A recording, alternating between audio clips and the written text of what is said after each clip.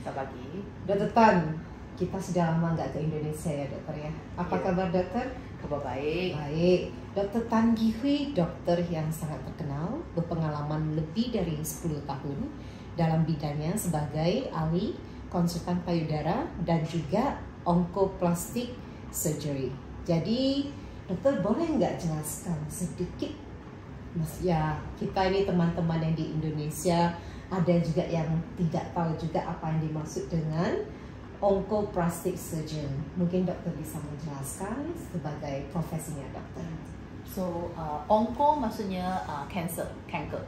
So, plastik maksudnya kita buat repair, like plastic surgery. So, onkoplastik means that selain daripada mengeluarkan cancer, kita juga memulihkan breast tu, payudara tu supaya dia nampak elok. Macam buat plastic surgery. So, it's like a 2-in-1. Okay, baik, thank you dokter. Dokter, ini sebagai wanita kita selalu takut ya dokter ya kalau ada ketumbuhan terutama di payudara. Kalau seandainya dan kita sering mendapatkan pertanyaan, itu kita selalu menyarankan juga untuk membuat self test ya. Jadi kalau waktu kita self test kita merasa seperti ada ketumbuhan kecil dan kita nggak tahu bahwasanya ini berbahaya atau tidak. So apa saran dokter selanjutnya untuk dilakukan? So biasanya kalau terasa ada macam benjolan kecil, yang first thing tu jangan panik. Okay. So kalau waktu tu tengah period datang haid ataupun sebelum nak datang haid, kita rasa breast tu memang rasa keras, rasa engorge, itu kadang-kadang normal. Boleh rasa itu benjolan. Sangat normal. Sangat normal. So apa galakan saya ialah, suggestion saya ialah cuba periksa lagi selepas haid.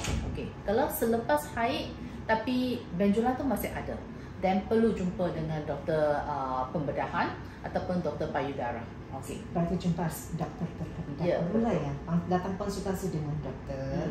Kalau begitu langsung kita cari ahli payudara dan juga onkoplastik surgeon ya, ahli bedah untuk onkoplastik. Jadi teman-teman kalau ada begitu jangan langsung ke onkologi ya. Ingat dulu ke dokter ahli payudara dan juga onkoplastik surgeon kita seperti Dr. Tan Gi Hui yang akan kasih nasihat apa tindakan selanjutnya.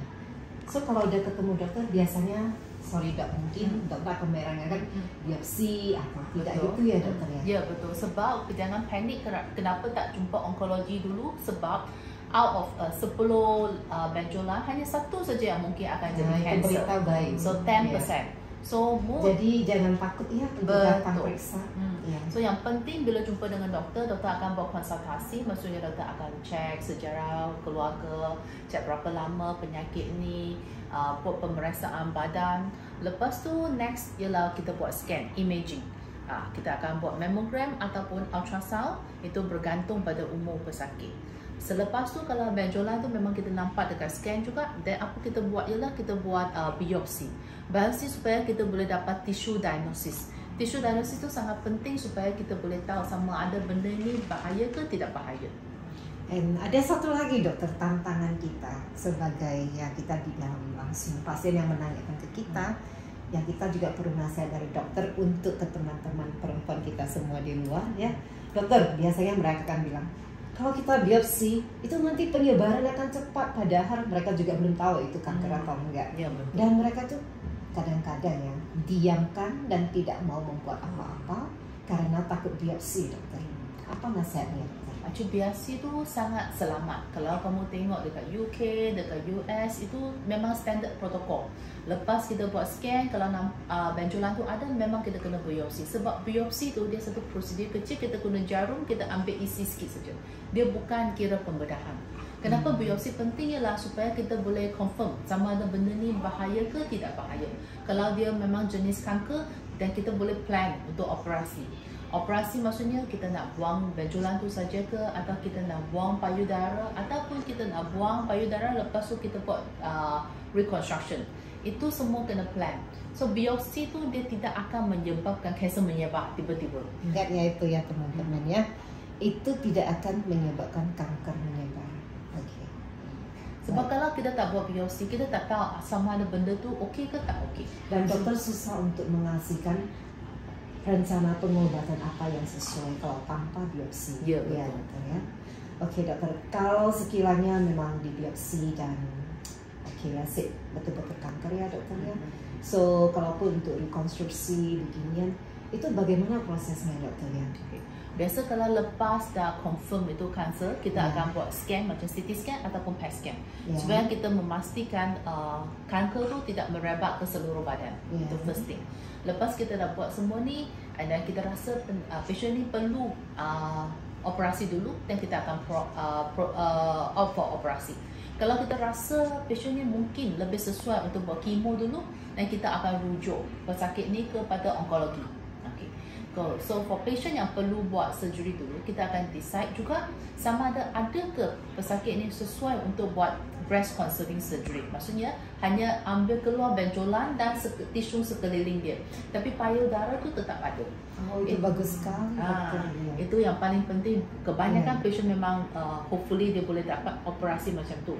Pada kita pun rasa kalau kita boleh cuba keep the breast, kita akan keep the breast. So because you understand very well bagaimana perasaannya seorang wanita ya dokter ya. So kalau tumor tu sangat besar, kanker tu sangat besar, ataupun dia ada dekat several spot, macam beberapa tempat dalam payudara, then kita tak boleh buat breast conserving surgery. Dalam kes macam ni kita kena buat mastectomy. Mastectomy maksudnya kita keluarkan semua breast tissue dekat payudara.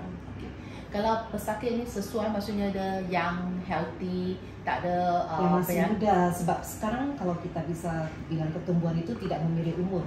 Betul. Bisa sampai umur 20 lebih juga bisa ada ya. So kalau pesakit tu bukan smoker, bukan diabetic hypertension, then kita akan offer buat reconstruction.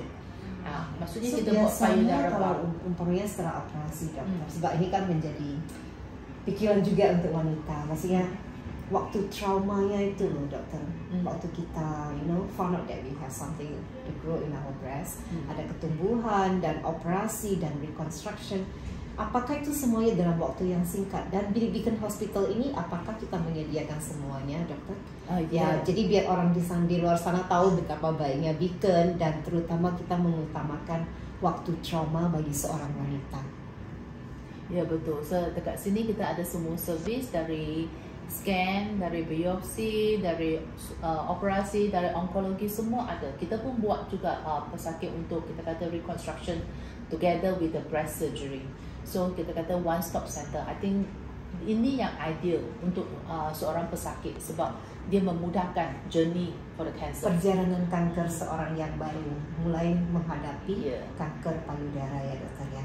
Dan saya dengar kalau tidak salah kita akan ada pusat keunggulan untuk payudara ya. Jadi ini semuanya sudah di dalam pusat keunggulan untuk payudara ya dokter ya. Jadi itu fasilitasnya sudah ada, dokternya yang seperti dokter Tanggihu yang berpengalaman, dan juga langsung kerjasama dengan dokter-dokter onkologi kita yang sama-sama. Jadi semuanya itu sudah di dalam satu departemen, dan itu betul-betul membantu wanita yang menghadapi masa trauma seperti ini, dan semuanya di satu tempat dalam waktu yang singkat, dan memudahkan perjalanan mereka sebagai pasien kanker.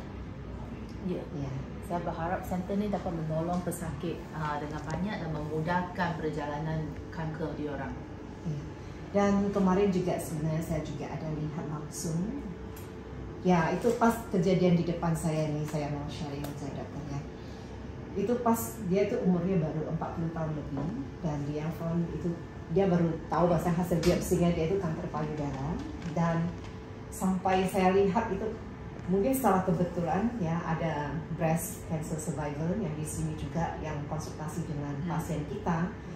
Itu begitu pasiennya masuk itu nangis gitu, betul keluar dari bilik dokter. Tapi setelah keluar dari kantor dokter ketemu dengan pasien yang breast cancer survivor, semangat, kasih semangat. Dan itu juga salah satu motivasi emosional yang kita bisa berikan juga tim kita ya. Itu betul-betul luar biasa kalau menurut saya. I think support is very important. Okay, Dr. Tan, any message for our teman-teman di Indonesia, khususnya pada para wanita Indonesia? Saya rasa kita kena cek payudara setiap bulan, especially lepas datang haid. So macam saya kata tadi, kalau ada benjolan selepas haid pun kena pergi jumpa doktor. So, and then bila dah 40 ke atas, tolonglah buat mammogram untuk screening. Okey, kalau dengan begini kita akan mengakhiri sesi kita pada hari ini. Dan untuk semuanya wanita di luar sana, seperti pesan dari Dr. Tan Wee Hui yang berpengalaman dan sudah bertemu dengan sangat banyak pasien dan ikut merasakan perasaan pasien. Jadi menurut dokter itu jangan takut maju ke depan. Kalau kita itu ada merasa ada sedikit kelainan pada payudara kita, ya biarpun kita cuma merasa, tapi sebaiknya kita datang dengan konsultasi dengan ahli payudara kita dan oncoplastic surgeon langsung, dan jangan ke dokter yang lain. Itu yang pertama yang mesti kita datangi, spesialis pertama. Oke, dengan ini kita akan menutup sesi pada hari ini, dan kita wish everyone selamat Hari Kesadaran Payudara Sedunia. Pink October. Pink October, yes. Thank you. Bye.